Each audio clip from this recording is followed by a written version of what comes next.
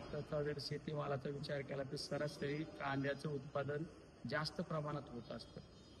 त्या कांद्याचे आज भाव एकदम गडगडलेले आहेत. 10 ते 12 रुपये सुद्धा बाजारभाव मिळत नाहीत. उत्पादन खर्चाचा विचार केला तर त्या कांद्याला 14 ते 15 रुपये उत्पादन खर्च येत असतो आणि आज त्या उत्पादन खर्चाच्या भावात सुद्धा कांदा विकला जात नाही. त्यामुळे आम्ही आज संसदेच्या मकरद्वारवर महाराष्ट्रातील सर्व खासदार, विशेष करून बगरे सर असो, राजाभाऊ असो, बजरंग बाप्पा असो, आदरणीय सुप्रियाताई असो, अनेक आम्ही सर्व खासदारांनी त्या ठिकाणी आंदोलन केलं. आमची मागणी एकच होती की कांद्याला हमी भाव मिळाला पाहिजे. कमीत कमी 40 ते 43 रुपये भाव तरी मिळाला पाहिजे. आमच्या दुधाचे सुद्धा बाजारभाव वाढले पाहिजेत. अनेक शेतीमालाचे सुद्धा बाजारभाव वाढले पाहिजेत. कारण शेतकरी हा जगाचा अन्नदाता आहे आणि तोच अन्नदाता आज आत्महत्या करण्याची वेळ येत असेल तर आपण त्या ठिकाणी आंदोलनाच्या माध्यमातून सरकारला जागा आणण्यासाठी आम्ही या ठिकाणी आंदोलन केलं आहे. सर, नगर असो, पुणे असो, नाशिक असो, या भागामध्ये मोठ्या प्रमाणात शेतकरी उत्पादक आहे आणि त्यांच्या घरामध्ये कांदा पडू नये, मोठ्या प्रमाणात त्यांचं नुकसान होतंय. ते वाट बघताय की भाव वाढ होईल की नाही. माझा दिंडोरी लोकसभा मतदारसंघ म्हणजे नाशिक जिल्हा हा कांद्याच्या बाबतीमध्ये म्हणजे नगर पण त्याच्यामध्ये आहे. मोठ्या प्रमाणावरती उत्पादन कांद्याचे होतंय. शेतकरी अत्यंत मेहनतीने म्हणजे जर माझ्या मतदारसंघात बघितलं तर 1 नंबरचं पीक कांदा आहे आणि 2 नंबरचं पीक द्राक्ष आहे आणि कांदा मोठ्या प्रमाणावरती लागण केली जाते आणि शेतकऱ्यांचं ते एकच पीक आहे. कारण त्यासाठी लागणारी भौगोलिक परिस्थिती ही विशेषतः दिंडोरी लोकसभा मतदारसंघामध्ये. परंतु उन्हाळ कांद्याचं मे मध्ये काढणी चालू असताना अवकाळी पाऊस कांद्याचं नुकसान झालं आणि आता नुकसान झालंय म्हणून थोडाफार भाव वाढेल अशी शेतकऱ्यांना अपेक्षा होती. परंतु आता 2-3 महिने झाले कुठल्या प्रकारचा भाव 700, 800, 1000, 1200 रुपयांनी कांदा विकला जातोय. उत्पादन खर्च देखील निघत नाही. मी मागच्या आठवड्यामध्ये संसदेमध्ये सुद्धा हा प्रश्न केला होता. कृषी मंत्र्यांना भेटलो होतो की शेतकऱ्यांना हमी भाव मिळाला पाहिजे आणि त्याचबरोबर सरकार जी नाफेड आणि NCCFच्या माध्यमातून खरेदी करते ती खरेदी याच्यामध्ये प्रचंड भ्रष्टाचार झालाय.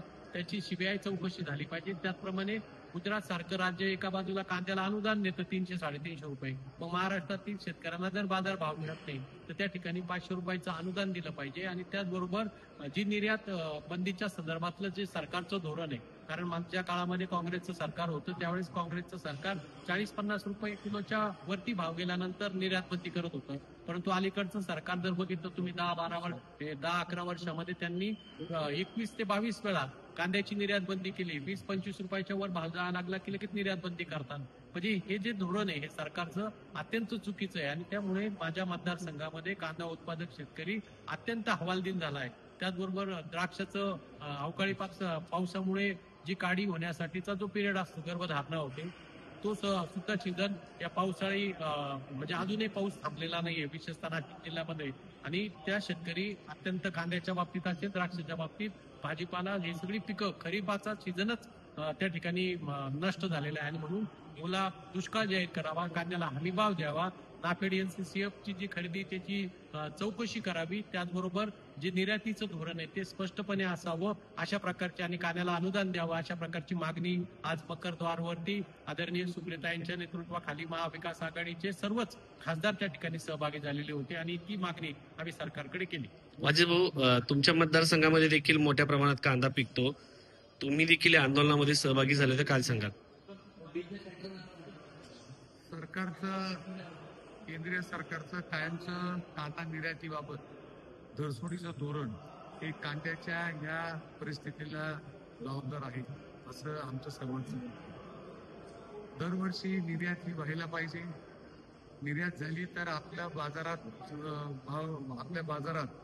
जागतिक बाजारात आपला माल दरवर्षी जातो. त्यामुळे आपल्याला तिथं स्थिरता लागते. परंतु कधीतरी बंद करायचं, कधी मनात येईल तेव्हा चालू करायचं, या बाबतीत जे धरसोडीचं धोरण आहे त्यामुळे जागतिक बाजारातही भारतीय कांद्याला आता मागणी कमी होत आहे. आणि त्यामुळे आपण सरकारने एक योग्य ते धोरण घेतलं पाहिजे. त्यासाठी आम्ही प्रयत्न करत आहोत. शेतकऱ्यांना अनुदान दिलं पाहिजे. एक्सपोर्टर जे आहेत त्यांना काही सवलती दिल्या पाहिजे, कारण त्याच्याशिवाय कांद्याचे भाव वाढणार नाहीत आणि निर्यात वाढणार नाही. निर्यात वाढल्याशिवाय बाजारभाव वाढणार नाहीत. हे आमचं धोरण आहे. आम्ही मध्यंतरीच्या काळात फायनान्स मिनिस्टर निर्मला सीतारामन यांना भेटलो कृषी मंत्र्यांना भेटलो, पियुष गोयलजींच्याकडे पत्र दिलंय. सर्वांनाच आम्ही विनंती केली की हे जे धोरण आहे हे धोरण व्यवस्थित एक धोरण ठेवा, तरच शेतकऱ्यांचा फायदा होणार आहे. आज प्रचंड नुकसान शेतकऱ्यांचं होत आहे.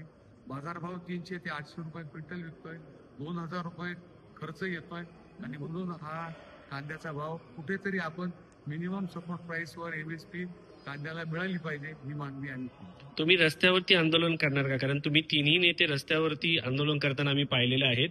या मुद्द्यावरती तुम्ही रस्त्यावरती आता आंदोलन करणार का? आता आम्ही जिथून हा निर्णय होतो तिथं आंदोलन केलं, तिथं प्रत्येकाला भेटलोय, प्रयत्न करतोय. आता इथून जर योग्य तो निर्णय झाला तर आंदोलन करण्याची आवश्यकता नाही, परंतु जर योग्य तो निर्णय होत असेल तर आंदोलन करण्याची शेतकऱ्यांबरोबर गरज आहे.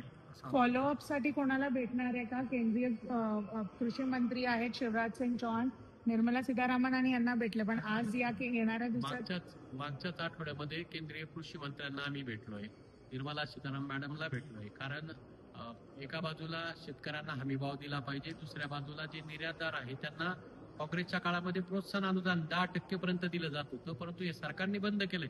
म्हणजे यांना बाहेर मालच जाऊ द्यायचं नाही अशा पद्धतीची नीती सरकारची आहे.